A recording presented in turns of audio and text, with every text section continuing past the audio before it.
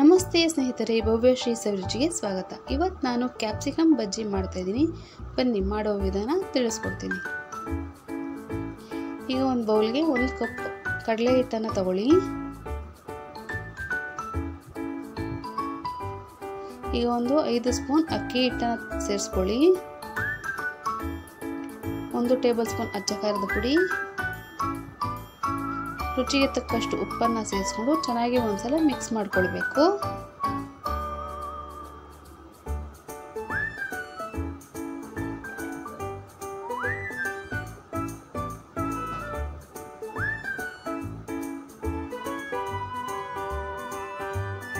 ಈಗ ಈ ರೀತಿ ಮಿಕ್ಸ್ ಮಾಡ್ಕೊಂಡ್ಮೇಲೆ ಇದಕ್ಕೆ ಸ್ವಲ್ಪ ನೀರನ್ನು ಸೇರಿಸ್ಕೊಂಡು ಮಿಕ್ಸ್ ಮಾಡ್ಕೊಳ್ಳಿ.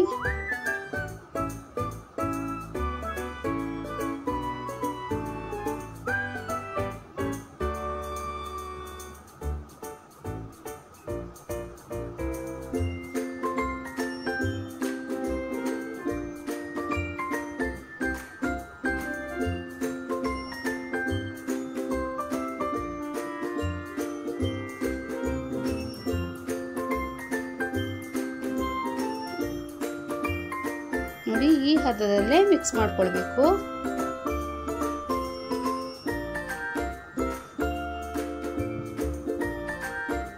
ಈಗ ನಾನು 1-2 ಕ್ಯಾಪ್ಸಿಕಮ್ ಅನ್ನ ಈ ಸೈಜ್ ನಲ್ಲಿ ಕಟ್ ಮಾಡ್ಕೊಂಡಿದ್ದೀನಿ. ಈಗ ಇದನ್ನ ಕಡಲೆ ಹಿಟ್ಟಿಗೆ ಸೇರಿಸ್ಕೊಳ್ಳಿ.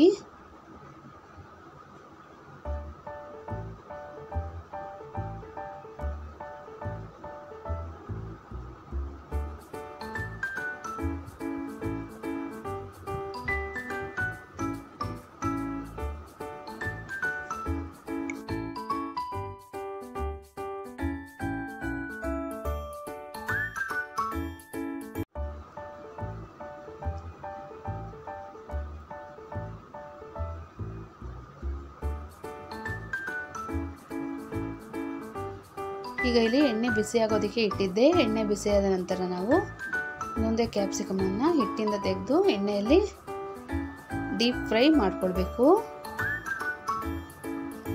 ಮೀಡಿಯಂ ಫ್ಲೇಮಲ್ಲೇ ಫ್ರೈ ಮಾಡ್ಕೊಳ್ಳಿ.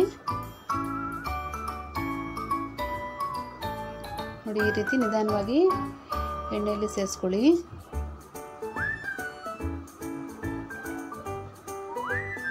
ಈಗ ಇದನ್ನ 2 ಕಡೆ ಚೆನ್ನಾಗಿ ಬೇಯಿಸ್ಕೊಳ್ಬೇಕು.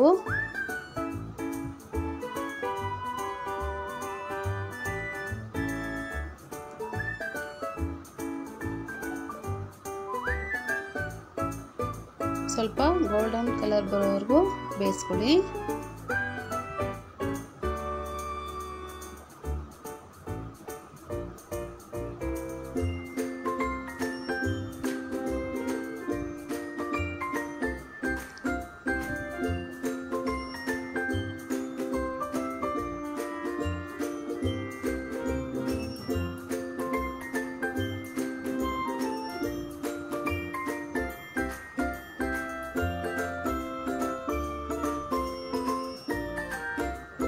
ನೋಡಿ, ಈಗ ರೆಡಿಯಾಗಿದೆ. ಇದನ್ನು ತೆಗೆದು ಒಂದು ಪ್ಲೇಟಲ್ಲಿ ಸೇರಿಸ್ಕೊಳ್ತೀನಿ.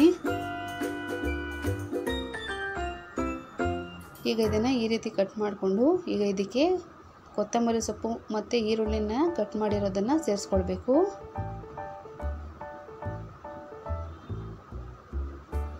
ಇದೇ ರೀತಿ ಎಲ್ಲ ಕ್ಯಾಪ್ಸಿಕಮ್ ಬಜ್ಜಿಯನ್ನು ಈ ರೀತಿ ಈರುಳ್ಳಿ ಮತ್ತು ಕೊತ್ತಂಬರಿ ಸೊಪ್ಪಿಂದ ಸ್ಟಫಿಂಗ್ ಫಿಲ್ ಮಾಡ್ಕೊಳ್ಳಿ.